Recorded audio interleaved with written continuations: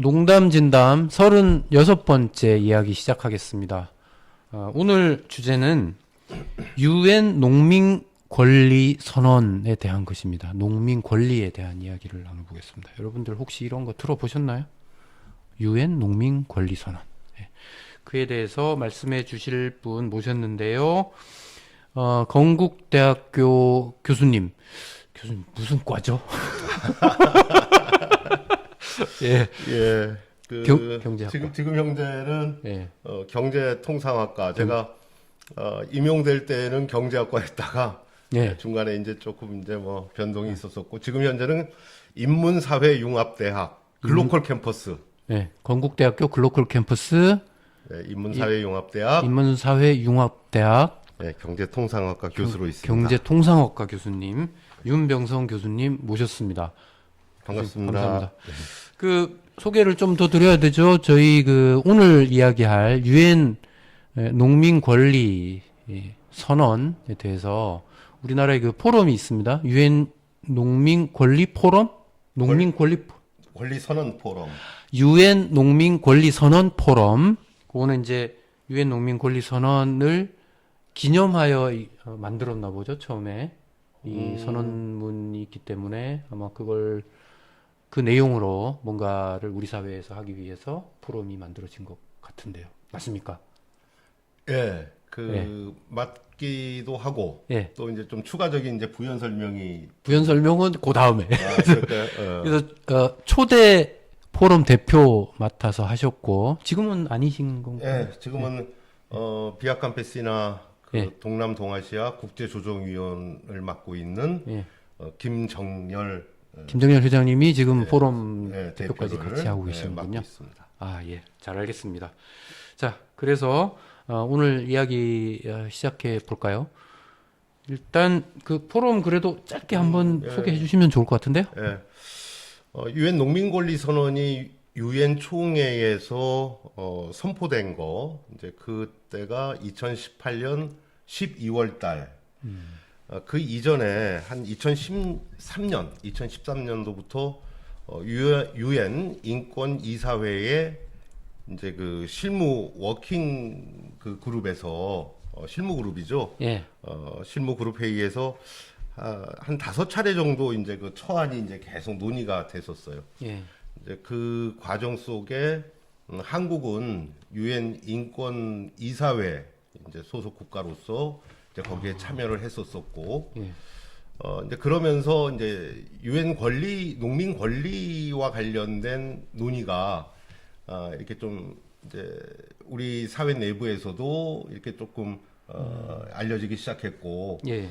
그리고 이제 그 몇몇 연구자들을 중심으로 해서 이제 이 유엔 농민 권리 선언의 맥락에 대한 이제 논의들이 이제 또 뭐 연구되기도 하고, 그다음에 현장과 이제 또 간담회도 갖고, 그렇게 됐었던 거죠. 이제 그런 과정 속에서 이제 그 또 유엔 농민 권리 선언이 채택되고 난 다음에 아직까지도 우리나라에서는 이에 대한 이제 뭐 사회적 어떤 뭐 저변이라고 할까요? 예. 이제 그게 굉장히 낮은 수준이고 이제 그렇기 때문에 이거를 좀 더 확산하고 또 사회적 공감대를 만들어낼 필요가 있겠다. 예. 예, 그래서 이제 명칭을 이제 할 때도 농민 권리 포럼이라고 하면 되지. 왜 유엔이 들어가고 거기에 왜 선언이 들어가냐. 이제 그 논의들이 좀 많이 있었어요. 이제 그럼에도 불구하고 일단은 나중에 이제 농민 권리 포럼으로 이렇게 발족을 하더라도 일단은 유엔 차원 속에서도 이 농민 권리와 관련된 이제 이해의 정도라고 할까요? 이게 굉장히 높다라고 하는 부분을 좀 뭐라고 할까 이렇게 좀 이야기할 필요가 있었었고, 이제 그래서 이제 명칭은 또 그렇게 해서 출범을 보게 됐습니다. 알겠습니다. 그러니까 유엔 농민 권리 선언문이 발표된 후에 만들어진 것이 아니라 이미 그 전부터 논의는 있었죠. 계속 무르익어 왔군요. 그러니까 이 선언문이 이제 언젠가 발표될 것이라는 걸 이제 알고 계신 분들이 그때도 계셨고, 그래서 이제 준비를 해 온 것이었군요. 알겠습니다. 그 농민 권리 선언 유엔에서 발표했는데요. 유엔 총회에서 통과된 거예요. 총회에서 표결해가지고 표결까지 해가지고 표결까지 그럼 이 했습니다. 공식 입장인 거잖아요. 유엔의 공식 입장. 공식 입장이 선언이죠. 선언. 예. 선언과 입장은 좀 다른 겁니까? 그러니까 이제 일종의 협약이라고 하는 거는 이제 좀 강제성이 좀 있는 것인데 이제 선언이라고 하는 뭐 것은 기후 그냥- 변화 협약 이런 것처럼 그렇습니다. 그런 건 예, 강제적으로 예, 뭔가를 예, 해야 되는 예. 건데, 예.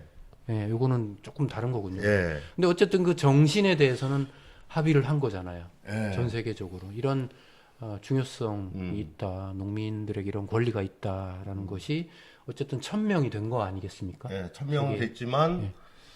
표결 들어갔고 한국은 기권했고 아. 미국을 비롯한 8개국이 예. 반대를 했고 반대를 했어요? 또? 예. 미국이? 예. 미국은 반대, 한국은 기권. 기권. 그러니까 찬성한 국가가 121개국, 예, 반대 국가 8개국, 예. 그다음에 기권하는 나라가 54개국. 아, 기권이 꽤 많네요. 그럼에도 우리나라는 불구하고- 기권에 들어가고요. 그럼에도 불구하고 압도적 다수가 예. 찬성을 한 것이죠. 그러네요. 예. 압도적이네요. 근데 저도 이제 그 내용을 대략 예. 한번 이렇게 쭉 봤는데, 그리고 또 교수님께서 책도 쓰셔가지고 제가 또 열심히 공부했습니다. 교수님 예. 칭찬해 주세요. 예. 오늘 질문의 내용을 보면 이제 아, 그래. 아, 이게 뽀록 나겠는데. 아무튼 제가 되게 재밌게 읽었어요. 농민 권리라는 책이고요. 한국농정 출판사에서 발간한 책입니다. 이거는 이제 유엔 농민 권리 선언을 해설을 잘 해주셔가지고 그 내용이 어떤 배경으로 만들어졌고 또 우리나라에선 또 그게 어떤 의미가 있는지 뭐 이런 것들이 잘 설명이 되어 있어요. 그래서 여러분들도 이거 한번 사서 읽어보시길 바라고요. 자, 그래서 이제 저도 봤는데 반대할 이유가 왜 있을까요? 되게 내용이 좋고 우리 이거 농민들의 어떤 그런 그 농업 생산 시스템 지속 가능하게 만들자. 주로 뭐 거의 그런 내용들인데 예.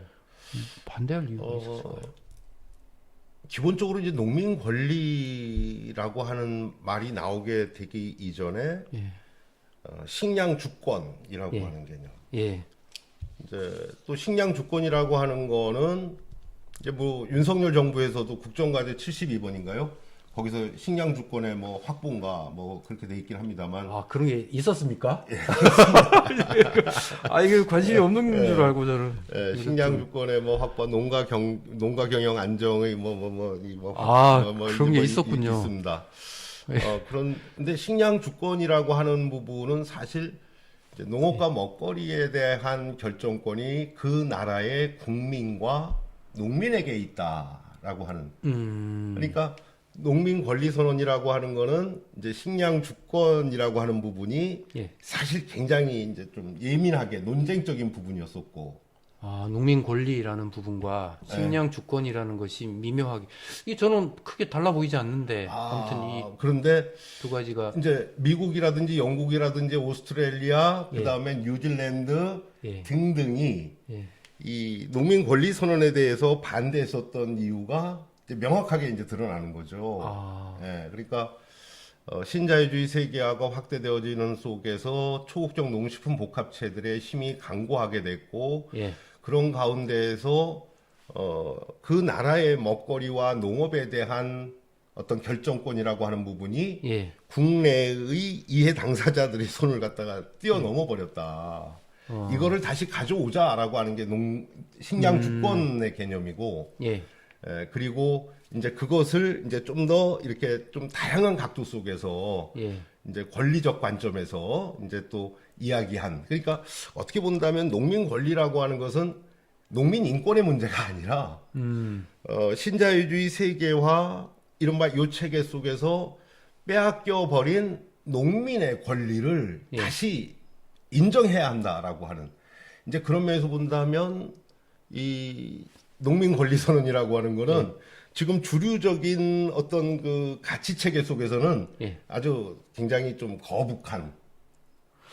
근데 그게 그거 아니겠습니까? 지금 어떤 식량 생산 및 유통, 가공 뭐 이런 그 지금 시장의 판이 농민이 참여할 수 없는 방향으로 왔고 결국은 그게 식량 주권의 문제까지도 일으켰잖아요. 그러면 그런 시각으로 본다면 반대할 이유가 없는데요? 농민들의 권리를 찾아주는 길로 온다라는 것은 식량 주권도 높이는 방향이라고 볼 수 있지 않습니까? 그런데 그러한 개별 국가 아니면 농민 예. 이제 예를 들어서 우리나라의 경우에 있어서도 농민의 권리라고 하는 부분하고 그 다음에 기업농 중심의 농정의 체계라고 하는 거하고 어떻게 같이 이렇게 아주 뭐 이렇게 뭐 예. 객관적이다 과학적이다라고 봤었을 때는 예. 기계가 그다음에 자본이 예, 그다음에 예. 대자본이 예. 효율적으로 만들어내면 농민들이 생산 활동도 쉬워질 거고 또 유통이 또 원활해지니까 소비자들의 먹거리도 풍성해질 거고 예. 하는 논의. 교수님 이제 알았어요, 제가. 예. 이해가 갔어요. 예. 이거를 저는 종자로 설명할 수 있을 것 같아요. 종자의 경우에 있어도 마찬가지죠. 그렇죠. 예. 이게 음. 정부는 농민이 종자권을 가지기를 원하지 않아요.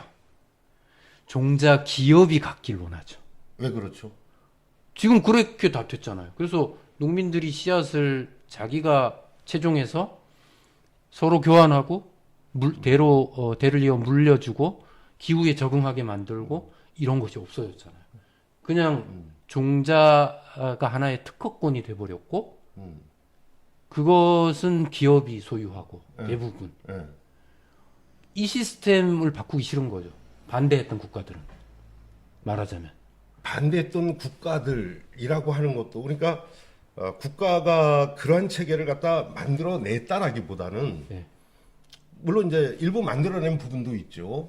근데 그러한 이 체계가 만들어지는 데 있어서는 이른바 몬산토라든지 뭐 다우라든지 뭐 이제 등등등 이른바 이제 종자 업체들의 요구라고 하는 부분이 굉장히 강했었고 예. 또 그것을 지지하고 응원해주는 형태의 법 체계가 만들어졌고 또 그것이 국제적인 협약을 통해 가지고 또 보장이 또 이루어졌었고 예. 그러니까 지금 현재 이 법 체계라고 하는 이 부분 자체가 농민 주도의 농업 아니면 일반 소비자 대중 중심의 먹거리 체계가 아니다. 이걸 다시 이제 명칭은 농민 권리 선언으로 되어져 있지만 예. 이거는 농민들만의 어떤 그 권리를 이야기하는 게 아니다. 예. 그 다음에 여기서 또 중요한 게 뭐냐면 그게 농민권리선언의 본질이라는 거죠. 예. 교수님 말씀은. 본질이면서 예. 그러면 농산물을 농업과 관련된 모든 주체들 예. 생산이라고 하는 부분 속에 이제 그 방점을 찍고서 이제 본다면 그럼 농산물을 생산하는 사람은 다 농민이냐? 아니다. 아니다. 그래서 아까 이야기했던 부분하고 이제 같이 연결되어진다면 농민 권리 선언이 채택되어지는 과정 속에서 굉장히 델리케이트한 부분의 문제가 이제 세부적으로 이제 종자와 관련된 부분의 문제도 되겠지만 종자는 이제 일예인 거고. 예. 근데 크게는 식량 주권이라고 하는 개념을 인정할 거냐라고 하는 거. 왜냐하면 WTO 체제 등등등등. 예. 국제적 질서에 의해 가지고 정합화하고 뭐 글로벌 스탠다드를 이야기 지금까지 계속 논의가 그렇게 됐는데 각 나라가 먹거리와 관련된 농업과 관련된 정책적인 결정권을 가지고 있어? 그럼 WTO는 뭐야? 예, 배치돼 버리잖아요. 그래서 식량 주권, 푸드 서버린티라고 하는 거를 농민 권리가 그럼 어떻게 잡아낼 거냐? 그래서 이제 관련해 가지고 이 조문에도 나와 있습니다만 약간 좀 뭐라고 할까요? 통과시키는 과정 속에서 통과되는 과정 속에서 예. 몇몇 나라에서 식량 주권이라고 일컬어지는 그런 문구를 넣은 거예요. 예, 그러니까 식량 주권은 뭐다 라고 하는 개념을 갖다 이렇게 설명을 하긴 했지만 그 앞에 이제 서술어가 붙은 거. 근데 그다음 또 하나가 이제 좀 전에 말씀드렸던 농산물을 생산하는 모든 사람은 다 농민이냐? 아침에 출퇴근하는 사람 저기 그 농장에 사람들 딱 풀어놓고 외국인 이주 노동자들 그럼 이제 그런 경우도 그러면 농민이냐? 아니다. 그래서 이 원어 명칭이 영문 명칭에 보면은 farmer라고 하는 말은 안 씁니다. 페전트. 왜 그러냐면 farmer는 farm 플러스 er. 농장과 관련된 사람은 다 farmer다. 농업 노동자도 farmer. 농업 경영자도 farmer. 심지어는 지주까지도 farmer다. 그렇습니까? 그렇습니다. 그럼 우리는 이제 페전트가 더. 왜 이명박 대통령 그 정부 출범할 때 그 그때 왜 소고기 문제 많았었잖아요. 미국에서 왔습니다. NCBA, 내셔널 캐틀맨스 비프 어소시에이션인가? 거기 회장이 온 거예요. 예. 카우보이 모자 쓰고. 그래서 저 사람이 도대체 뭐 하는 사람인가? 인터넷 검색을 해보니까 브로커, 팜. 예. 그러니까 큰 이 목축 농장을 소개시켜주는 그런 역할을 하는 사람. 예. 그 사람도 파머예요, 그렇죠? 예. 그러니까 농민 먹거리와 관련돼서 농산물을 생산하는 모든 주체를 농민으로 보지 않습니다. 아. 그래서 농민권리선언 제 모두가 28장으로 되어져 있는데 제 1장에 나오는 게 바로 뭐냐면은 데피니션, 페전트, 농민에 대한 정의. 아, 그렇군요. 예. 그래서 페전트 딱 찾아보면 소농, 소장농, 그다음에 이제 뭐 등등등. 그리고 이 영어권에서는 그 말을 갖다가 굉장히 비하적인 표현으로도 많이 쓰고 한단 말이에요. 페전트를. 그러니까 그런 억양이 있었어요. 옛날에 맞아요. 영어 제가 한참 배울 때 그렇죠. 뭔가 좀 이렇게 급이 더 낮은 하위 계층을 그런데 농민권리선언에서는 페전트라고 하는 개념을 굉장히 자부심이 넘치는. 그러니까 카페시노. 그러니까 지금 그게 아주 중요한 부분인 것 같아요. 지금 이제 저도 되도록이면 파머를 안 쓰고 이제 페전트라는 개념으로 많이 생각을 하려고 하는데 이게 저기 우리 한국농정 이 출판사에서는 다른 책이 있잖아요. 그 새로운 농민인가요? 아, 새로운 농민. 거기서도 지금 거기서 이야기하는 것은 파머가 아니라 페전트지 않습니까? 페전트 파밍. 페전트에 대해서 설명을 해야 돼서 저는 그 대목이 가장 감동적이었거든요. 페전트, 이 농민이라고 하는 것이 무엇인가에 대해서 그 정의와 그 위상을 이야기하면서 제가 정말 잊어버렸던 어떤 농민의 목적을 되찾은 듯한 느낌이었어요. 그 정의는 정말 중요하다고 생각해요. 그래서 여기서도 말하는 농민 권리라고 하는 것은 정말 교수님 말씀대로 파머는 우리말로 하면 농업인 뭐 이 정도로 봐야 될까요? 별별 다 농업이, 저도 사실 농업인이라고 하면 농업인 할 수 있어요. 왜냐하면 농민들을 농업계에서 뭔가 역할을 하려고 하지 않습니까? 업으로. 그럼 뭐 저도 농업인 아니겠습니까? 언론인 하면 꼭 뭐 기자, 앵커만 언론인입니까? 언론 분야에 같이 뭔가를 하면 언론인. 이 그런 거 아니에요? 농민의 정의 속에 연구자를 지칭하진 않았지만 농과 관련돼 가지고 땅이 없는 사람도 농민으로 될 수 있습니까? 예. 제가 페전트에도 포함될 수 있습니까? 페전트 파머겠죠. 이제 농업인 어떤 아니 그렇지 않습니다. 에그리컬처럴 자 아무튼 파머라고 좋습니다. 하는 개념이 뭐 거기에 포함되어질 수는 있겠죠. 농과 관련해 가지고 이제 활동을 하고 하니까. 그런데 이제 중요한 거는 이제 왜 페전트를 갖다가 강조했느냐라고 하는 거예요. 예, 그게 중요한 거죠. 네, 그렇죠. 그러니까 연구를 이제 본론으로 들어가는 것 그러니까 같습니다. 연구를 한다라고 하더라도 농기업적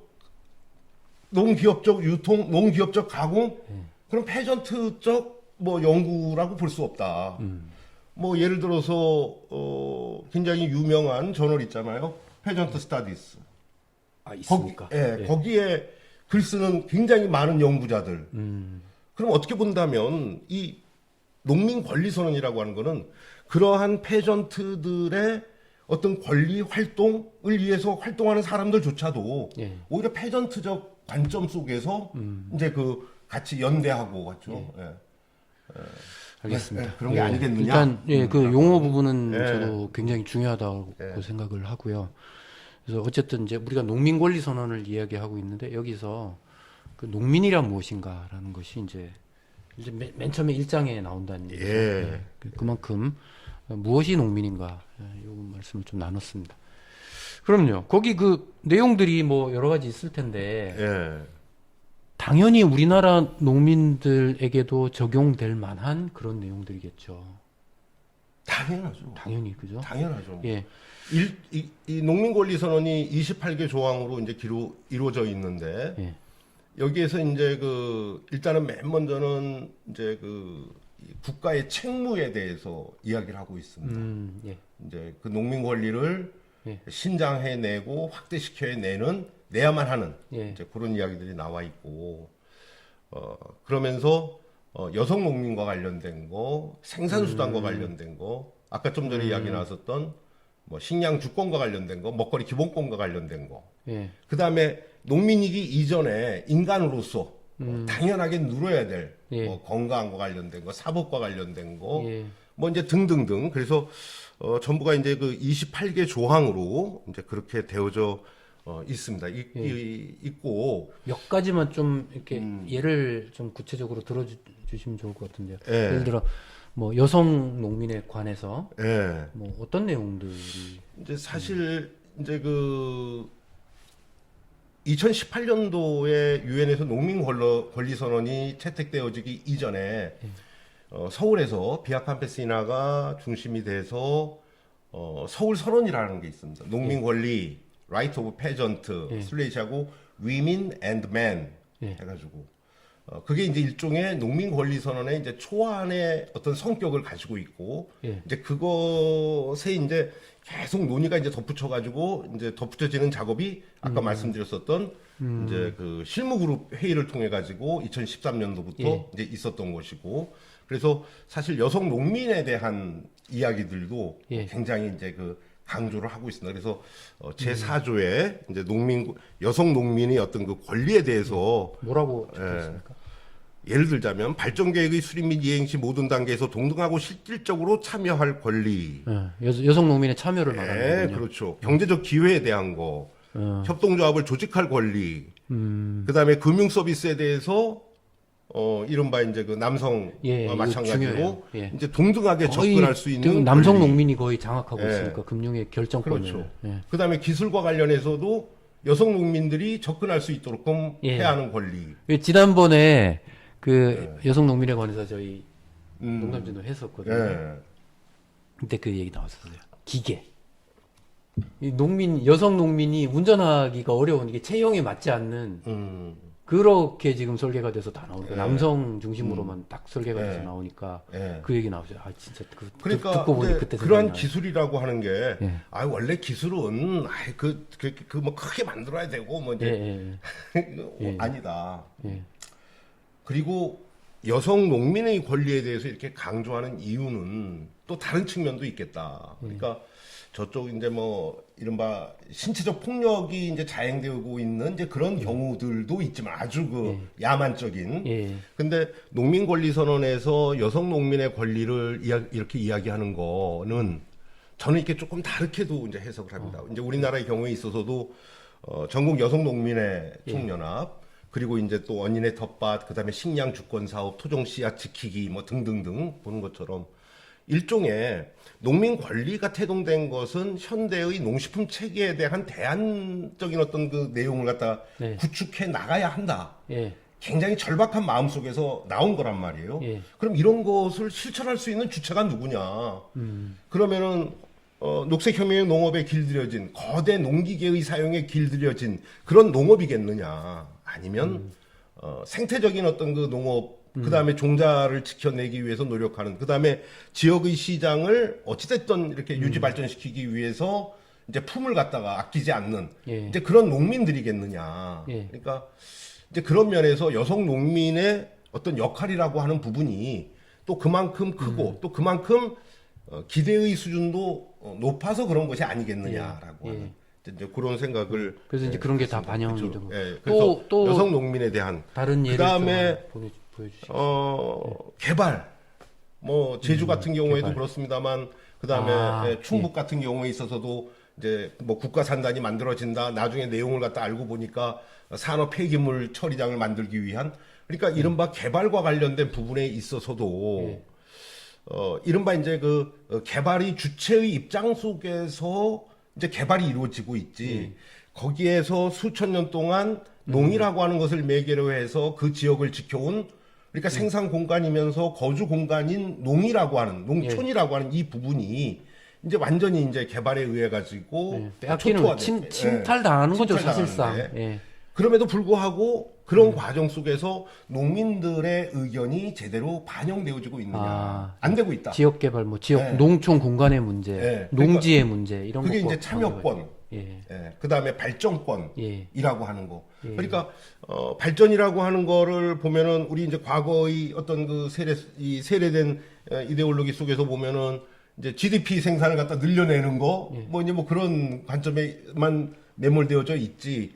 사실 실제로 농업이라고 하는 부분이 농산물 가격이 싸다 보니까 GDP가 낮게 평가되어지는 것이지 농업이 수행하는 역할 자체가 낮아서 이제 그런 건 아니란 말이죠. 그렇죠. 그래서 이제 그런 어떤 그 발전권 뭐 등등 그 다음에 참여에 대한 부분의 문제 여기에서 농민의 의사가 명확하게 반영되어야 한다. 그러니까 뭐 예를 들어서 개발 사업을 한다라고 하면 그 흔한 게 뭡니까? 환경 영향 평가잖아요. 동물하고 식물을 지켜내는 것도 굉장히 중요하다. 근데 그 터전을 읽어온 사람들의 권리라고 하는 부분에 대해서는 전혀 뭐 관심이 없는 이제 그런 상태. 민주적이지도 못하고 이제 그런 부분에 대해서 농민 권리 선언이 알겠습니다. 또 이야기를 하고 있습니다. 이제 한 개만 그러면서 더 예를 하나 좀 더 들어주실까요? 그 28개 중에서 굉장히 두 가지 나오는데. 의미성이 많습니다. 그러니까 이제 그 아까 이제 그 사람의 어떤 기본적인 인권과 관련된 부분도 이제 몇 개가 있습니다만 이제 그것보다도 농업과 관련된 농촌과 관련된 농민과 관련된 이제 굉장히 다양한 내용들이 이렇게 나열이 돼 있습니다. 이렇게 각 조항으로.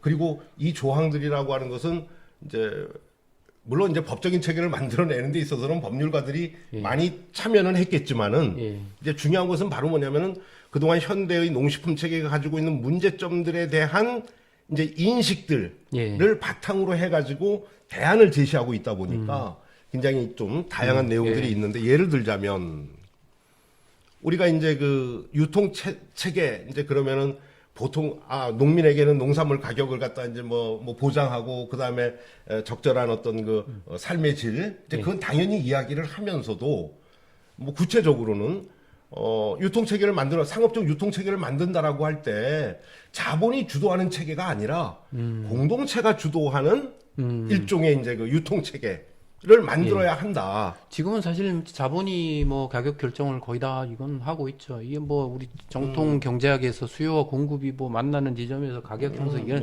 거의 이거는 없지 않습니까? 농업에서는 거의 그러다 유통업체들이 가격 여기서 이야기하는 거는 시장에 내팽개진 형태의 유통이 아니라 이제 공동체 쪽, 그다음에 공적인 개입이라고 하는 부분이 필요하다라고 하는 부분들을 갖다가 굉장히 강조를 하고 있죠. 먹거리 기본권과 관련해서도 그렇고, 그다음에 식량 주권이라고 하는 부분에 있어서도 그렇고, 이제 그런 부분들이 있고 또 하나가 뭐냐면은, 그러니까 단순하게 농산물 가격 보장하라, 개별 농산물 가격 이제 그 차원을 넘어서고 있다라고 하는 거. 이제 그 다음에 또 하나가 생태와 관련된 생태계. 생태, 뭐 유기 농업이라고 하는 것에 대한 방점은 거의 없고 이제 생태 농업과 관련된 거, 생태적 지속 가능성에 대한 이야기, 이제 그러면서 인증의 체계에 대해서도 명확하게 이야기를 하고 있습니다. 인증 얘기도 나옵니다. 인증 이야기도 나옵니다. 인증이라고 하는 이 공부 자세히 안 읽어봤나? 딱 걸렸네. 그 인증의 체계에서도 인증의 체계가 농민들이 중심이 되어지는 그러니까 농민을 대상으로 삼고 하는 그런 인증의 체계가 아니라 이제 그야말로 농민 주도의 어떤 그런 체계가 또 이루어져야 한다. 이제 그러면서 농생태 내지는 생태농업이라고 하는 이제 그 얼개의 이야기들을 굉장히 많이 하고 있습니다. 그리고 아까 이야기했다시피 이 생물 다양성과 관련된 생물 다양성도 나오고, 생물 다양성 이야기를 하면서 어떻게 본다면 생물 다양성을 지켜내기 위해서는 그야말로 농민의 권리라고 하는 부분이 확보되지 않고서는 이것을 유지하고 발전시켜 나가는 것은 이제 불가능하다. 생물 다양성을 지키는 주체로 보는 거군요. 그러니까 농민들을. 자본이라고 하는 부분은 끊임없이 생물 다양성을 망가뜨리는. 그러면서 재밌는 게 뭐냐면은 재밌다라기보다는 굉장히 의미심장한 것은 바로 뭐냐면은 우리가 보통 왜 이노베이션이라고 하는 말씀, 혁신. 여기서 그 농민 권리 선언의 긴 내용들 속에서 이노베이션이라고 하는 말이, 혁신이라고 하는 말이 한 번 나와요. 한 번 나오는데 누구의 혁신이냐면 농민이에요. 페전트의 전통 지식을 통해 가지고. 그러니까 우리가 보통 이야기할 때 농민들이 가지고 있는 지식이나 뭐 지혜 이제 이러한 것들을 그냥 낡은 거, 구시대의 거 뭐 이제 그렇게 하고 과학적, 뭐 객관적 농민이라고 이야기하고 있지만 이제 수천 년 동안 축적해온 농민의 지혜야말로 생물 다양성을 유지 발전시켜 나가는 데 있어서 굉장히 중요한 역할을 한다. 예. 너희들이 왜 농민을 깐이 보냐? 그러니까 이러한 농민들의 권리가 보장되어짐으로써 예. 생태적 지속 가능성이라고 하는 부분도 확보된다. 확보가 가능하다라고 알겠습니다. 이야기를. 굉장히 그러니까 수준이 높아요. 그러니까 광범위하고 그 내용들이 그렇습니다. 이제 사람의 어떤 인권 문제도 나오지만 또 지속 가능한 농업의 어떤 그 양식, 생태학, 예. 그 다음에 전통 지식에 대한 존중, 뭐 이런 여러 가지들이 진짜 다 이게 여기에 총괄이 다 되어 있는 것 같습니다. 예. 이게 그 우리나라 그 어디죠? 기관 국가인권위원회도 예. 정식으로 지금 채택이라기보단 거기에 지금 올라가 있죠. 올라가 있습니다. 그러니까 농민 권리선언 포럼이 정식으로 발족할 즈음, 그러니까 2019년도 6월달에 이제 그 발족을 했거든요. 유엔 농민 권리선언 포럼이 그 전에 이른바 예비 모임이 이제 막 이루어지기도 했었었고 이제 그 과정에서 이 농민 권리선언에 대한 번역, 거기에도 이제 이 포럼이 또 관여를 했었었고 그리고 또 이제 지금 돌아가셨습니다만 그 녹색평론의 김종철 선생님, 이 농민권리선언과 관련된 해설서 왜 빨리 안 나오냐? 뭐 일본에서는 벌써 번역본이 다 나오고 뭐 막 그렇게 하고 있다. 너무 늦게 나와가지고 이 책이 더 빨리 나왔어요. 2019년 이제 그때 당시에 이제 그 말씀이시고 2020년도에 세상을 저버리셨는데 어쨌든 이제 뭐 등등 그래서. 이 농민권리선언이 한국에서 번역문으로 나오고 한 것도 어느 뭐 개인 뭐 등등에 의해서 만들어졌다기보다는 우리 사회의 대안적 농식품 운동을 추진해온 현장의 활동가들, 농민분들 그리고 또 연구자들이 같이 막 만들어낸 거다. 농민권리선언 자체가 그렇지 않냐. 그러니까 현대 농식품 체계가 가지고 있는 문제점에 대한 신랄한 냉철한 분석이라고 하는 게 있었었고 이제 그것이 반영이 돼가지고 농민권리선언 속에서는 이러이러한 내용들이 또 담아져야 되는 것 아니냐라고 하는 응집될 수가 있지 않았느냐라고 봐지는 거죠. 그러니까요 이제 많은 사람들이 좀 참여해서 번역도 하고 또 뭐 교수님처럼 이렇게 해설서도 내시고 여러 가지 활동을 해왔고 국가인권위원회도 특별히 농민들에 대한 이 권리 문제를 이 권리선언문 거기다가 이제 우리말 본도 있고 이제 영어본도 다 같이 올려져 있는 거죠. 이렇게 해놓았습니다. 이 모르시는 분들이 굉장히 많은 것 같아요. 뭐 물론 일반인은 더욱더 그렇고 농민분들 중에도 이게 자기 권리에 대하여 이야기해놓은 유엔의 선언이고 또 우리나라 한 기관에서 올려놓은 하나의 좋은 자료인데 대부분 잘 모르시죠.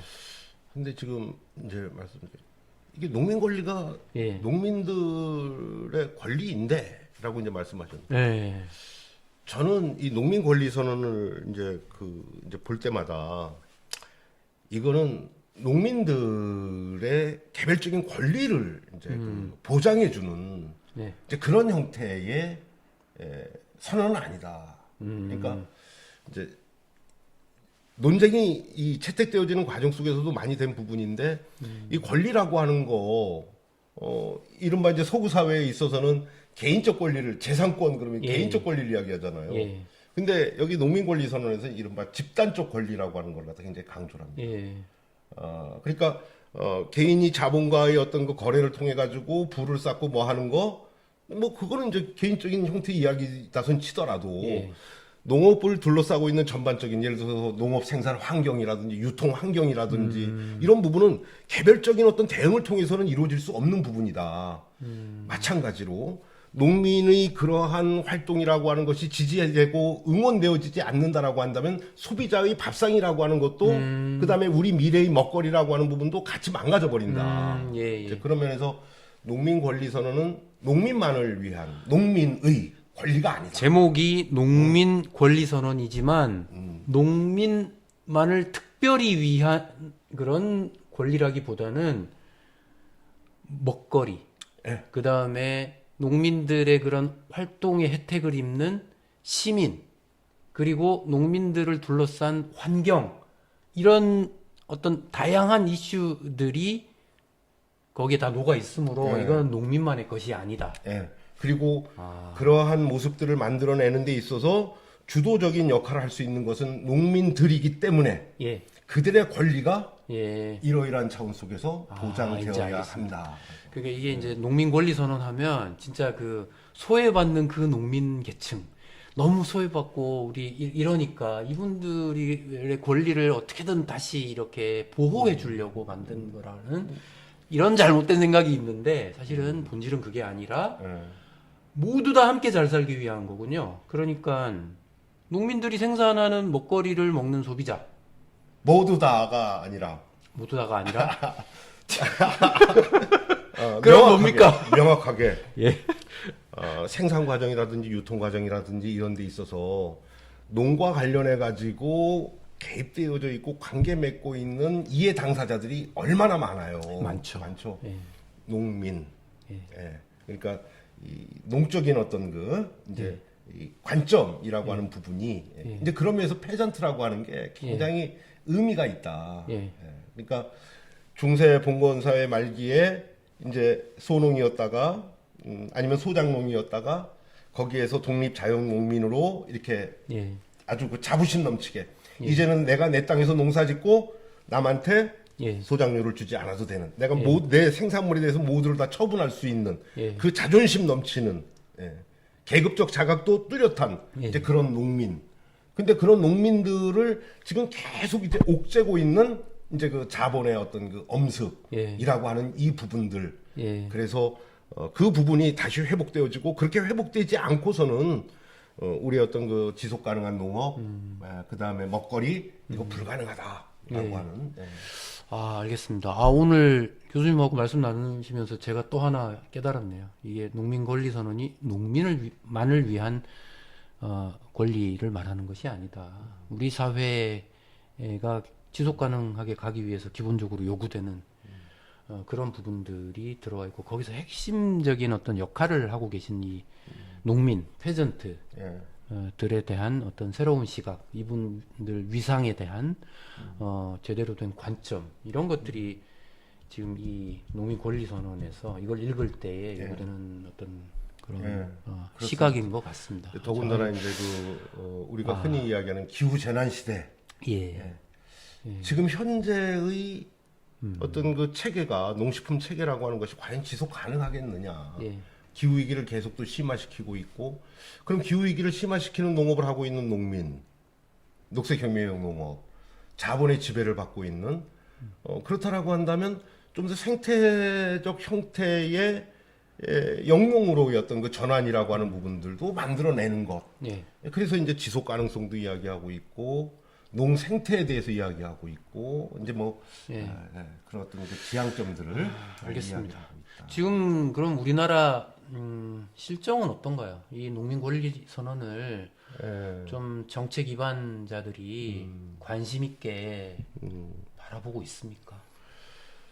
농민 권리 선언이 이제 그 유엔에서 표결되어질 즈음에 그해 이제 2018년도 12월인 이 표결이 이제 들어갔고 9월인가 10월에 국회에서 지금은 이제 제주도지사 하고 계신 오영훈 국회의원이 이제 그 당시 이제 이계호 농림부 장관 그 다음에 강경화 외교부 장관 해가지고 여쭤봤어요. 이만저만 하고 간데 이제 마침 이제 그분이 또 이제 뭐 농민 권리 선언과 관련된 그 포럼을 또 후원에 또 많이 해주시고 이제 그랬었는데 그래가지고 이제 그 농림식품부 장관한테 이제 물어봤었던 거죠. 하고 있냐 그랬더니 잘 소통하고 있으면서 좀 준비하고 있다고. 그래가지고 이제 그때가 언제입니까 벌써? 2018년도. 아 이거 이제 저기 발표될 때니까요. 네, 선언이 체득. 그러니까 한 5년 전인데. 네, 그렇죠. 지금은 어떤가요? 네, 그래가지고 지금이 궁금해요. 강경화 장관 해가지고 하는데 죄송합니다만 오늘 처음 확인했습니다. 뭐 그래도요. 어쨌든 그 수준에서 거의 이제 벗어나지 못하고 있다. 지금도요. 2021년도인가요? 2021년도인가 그때 정연찬 그 회장님이 네.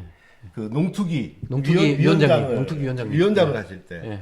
그래서 유엔 농민권리선언, 농민권리 이제 선언 이제 농민권리와 관련된 이제 포럼이 조직화됐고 용역도 이제 이루어지고 그래서 거기에서 이제 또 나름 그래서 이른바 제도화와 관련된 논의가 조금 있긴 했습니다만 그게 이제 사회적으로 이제 또 확산은 좀 안 됐었다. 이제 그럼에도 불구하고 이제 충남 같은 경우에 있어서는 그 이전이 되죠.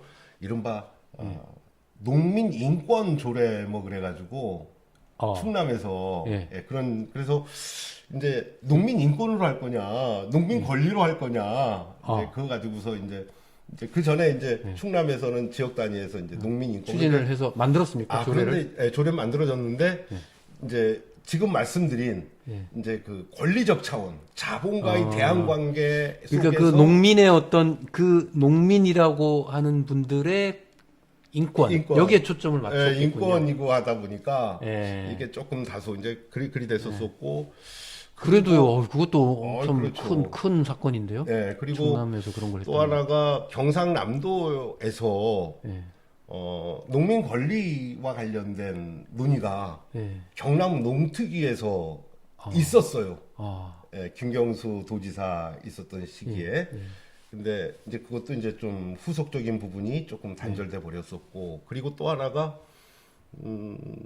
제주도 제2공항 관련해 가지고 성산 이제 그쪽에 왜 숨골이 엄청나게 많고 한데 거기 제2공항 만든다. 근데 제2공항이 만들어진다라고 하는 부분 이제 그 반대하는 농민분들 여기에서 이제 그 농민 권리라고 하는 측면 속에서 우리의 권리가 어떻게 침해되고 있는지에 대해서 한번 좀 논의도 좀 하고 그리고 그 지역의 어떤 그 농경지 뭐라고 하는 부분이 이제 투기화되어지고 있는 거 등등 해가지고 그래서 체계화된 제도화된 부분이 아직은 없습니다만 그래도 아까 말씀드린 대로 충북 같은 경우에 있어서는 저쪽 괴산군 사리면에 이제 산업단지에서 이제 폐기물 부분의 문제 이제 등등 그리고 이제 그런 이제 간헐적인 형태로는 좀 이루어지고는 있어 왔습니다만 이제 구체적으로 이게 제도화되어지거나 이제 그러지는 이제 못했습니다. 그런데 어쨌든 이 중요한 이 선언문이라는 것이 그래도 이제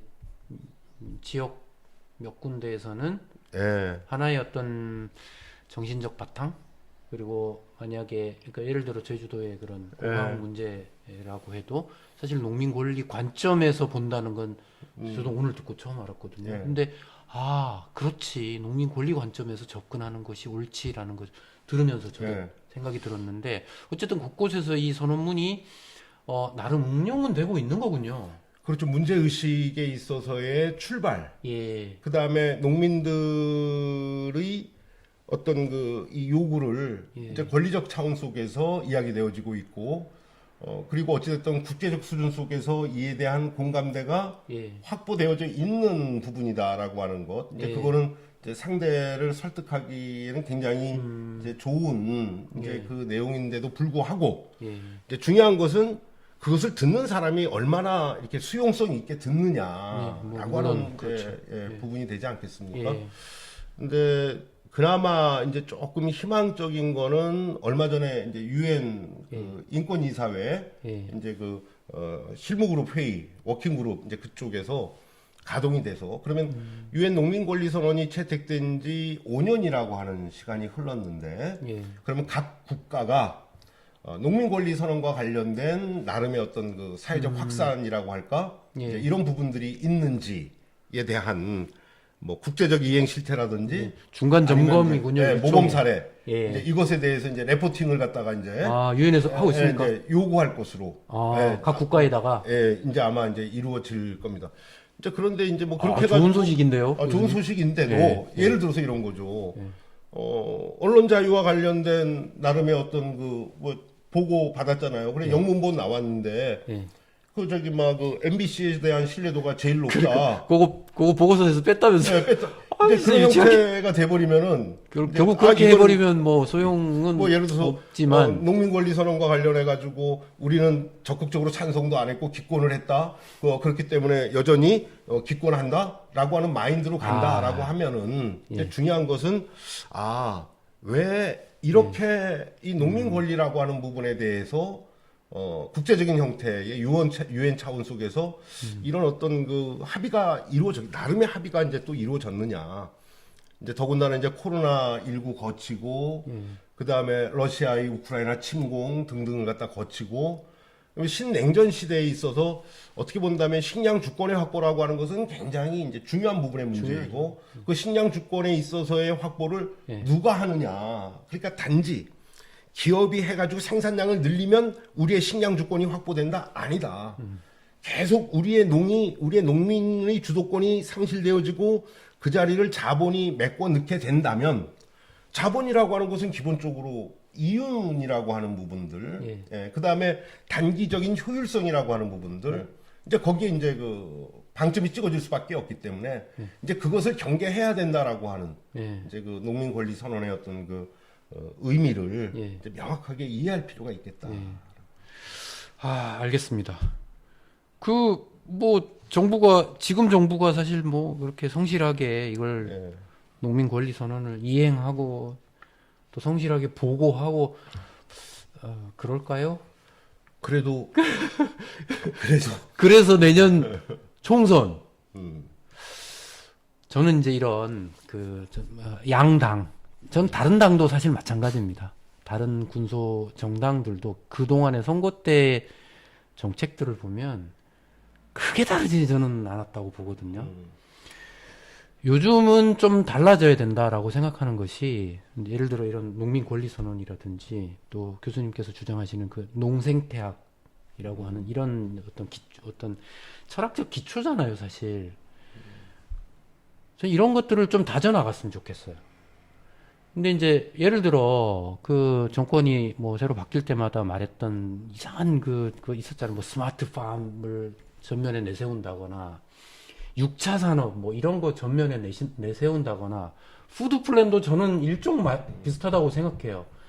겉으로는 좋은데 기초적인 어떤 철학이 약하다 보니까 막상 지역에서 나오는 그 푸드 플랜 전략들은 사실은 철학이 부재한 단편 조각들을 그냥 대충 묶어가지고 해내놨기 때문에 막상 그것이 제대로 이행되지 않는다라고 저는 보고 있는데 그 원인이 이제 저는 아무튼 이런 종류의 어떤 기초가 탄탄하지 않음에서 오는 거라고 생각이 되거든요. 이제 이제 지금 한꺼번에 굉장히 이제 많은 이야기를. 이제 선거가 다가오니까 예를 저는 들자면, 기초를 좀 말하고 싶어요. 예를 들자면 이제 스마트팜.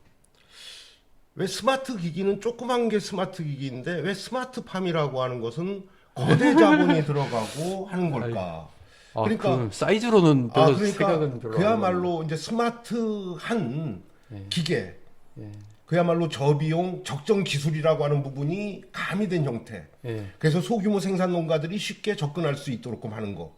여성 농민의 근골격계 질환을 예방하고 할 수 있는 어떤 뭐 그런 형태여야 되는데 이제 그야말로 IT 뭐 해가지고 노동 안 하고 그야말로 이제 그 자동으로다가 하는 이제 뭐 그다음에 거대 기업, 거대 기계, 거대 농기계, 뭐 이제 그 중심으로다가 그렇게 하지 마라. SF예요, SF 영화예요 보면 진짜. 그래서 이제 그런 형태로 해서 농민이 자꾸만 배제되고 그러니까요. 자본 주도의 체계로 가지 말아라라고 하는 게 이 농민 권리 선언 그리고 이제 말씀하셨던 푸드 플랜, 지역 먹거리 계획. 근데 사실 지역 먹거리 계획이라고 하는 거는 지역 내 선순환 체계를 만들어내는 거잖아요. 여기서 이야기하고 있습니다. 여기서 이야기하고 있어요. 공동체에 기반한 상업적 유통 체계를 만들어라. 그렇다고 그러면 공적인 영역이 확대되어 나가는 형태, 공공급식이라든지 뭐 등등등. 근데 사실 푸드 플랜이라고 하는 틀거리 속에서 지난 한 5년 동안 추진되어진 내용들을 보면은 나름 의미 있는 성과들이 많이 만들어졌다. 뭐, 있죠. 뭐 하드웨어도 예. 많이 만들었죠. 그러니까 한편에서는 그러니까 푸드 플랜 그러다 보니까는 먹거리 통합지원센터를 만들어내는 거 지지하고 그다음 또 지원도 해주고 하다 보니까 그거를 과거에 APC 산지 유통센터로 착각하고 그다음에 여전히 그 주도권을 지역의 어떤 그 뭐라고 할까요? 이제 그 상인이 이제 아니면 이제 뭐 이 유통업체가 이제 중심이 되는 이제 그런 거에서 벗어나지 못하는 경우들도 있긴 하지만 몇몇 사례들에서 본다면 굉장히 의미 있는 이제 진전을 갖다 이끌어냈다. 그다음에 6차 산업화 마찬가지다. 이만무라가 이야기할 때 6차 산업화 농이라고 하는 부분이 농업 생산이라고 하는 부분이 빠졌을 때 가공이라고 하는 것은 의미 없다라는 이야기 했었단 말이에요. 근데 그동안에 정부의 정책들이 이제 주되게는 그냥 가공이었어. 가공 교육시키고 가공품 만들어라 라고 하는 데까지만 갔었었는데 이 지역 먹거리 계획하고 같이 결합이 이루어지다 보니까 이 이른바 이제 그 농업에 있어서의 6차 산업화라고 하는 것이 진짜 의미 있는 선순환 체계가 만들어지는 그 모습들도 만들어졌다. 그래서 지난 5년 동안에 이루어졌었던 먹거리 선순환 체계 구축을 위한 지역 먹거리 계획 그리고 이것을 이제 총괄하는 이른바 먹거리 통합지원센터의 상들 좋게 만들어지는 데도 있단 말이죠.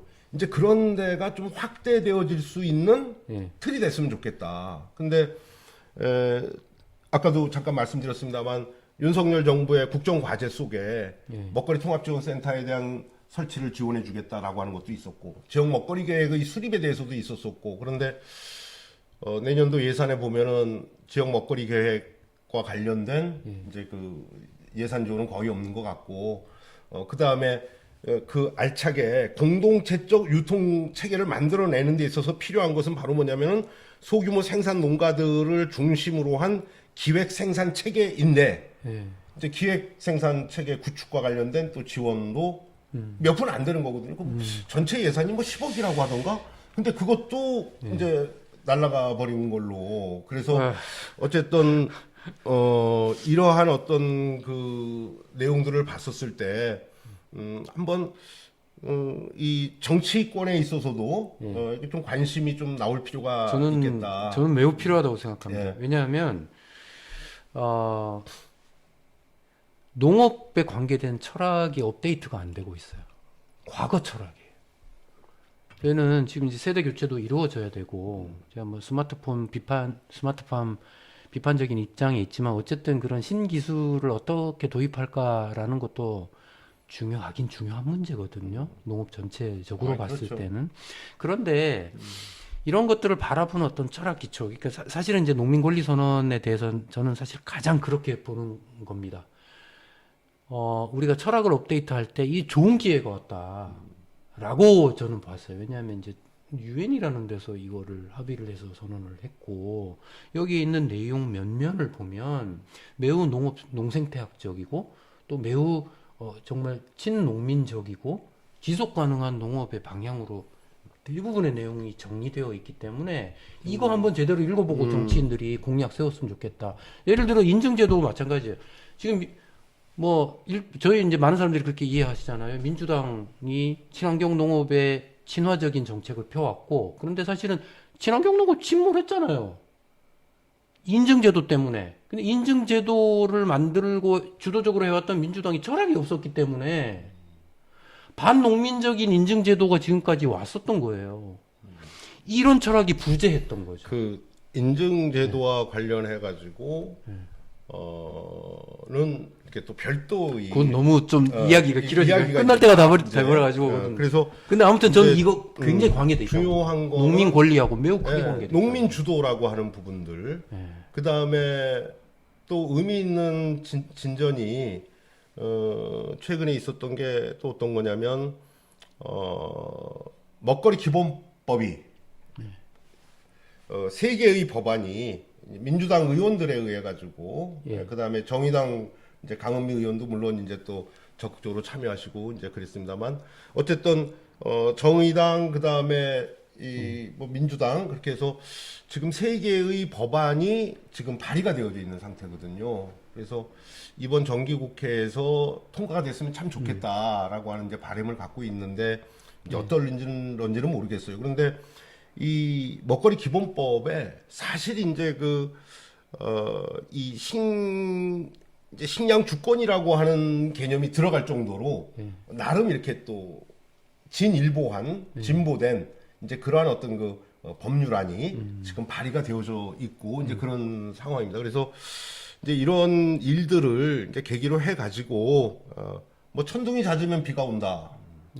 예, 이른바 먹거리 기본법과 관련해서도 그렇고 그다음에 농민 기본법 이야기도 많이 이야기되고 있고 그래서 새로운 어떤 그 패러다임에 대한 고민을 좀 적극적으로 좀 가져가야 될 텐데 이제 중요한 것은 바로 뭐냐면은 이러한 농민 권리의 강화에 대한 요구가 있을 때 반대편에 있는 자본의 대항이라고 하는 것도 만만치 않거든요.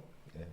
그러니까 FAO가 이제 2014년 가족노무회, 그 다음에 2019년부터 28년도를 가족노무회 10년, 그 다음에 유엔 농민권리선언 2018년도 채택, 그 다음에 2018년도에 FAO가 농생태 하면서 옹호에서 실천으로 말로만 하지 말고 이제 실천을 해야 된다. 농생태라고 하는 이제 그런 이야기 많이 있었단 말이에요. 그런데 어느 한 순간에 먹거리 체계를 바꾸자. 이제 저기 유엔에서 이제 푸드 시스템 서밋이 2021년도에 열렸거든요.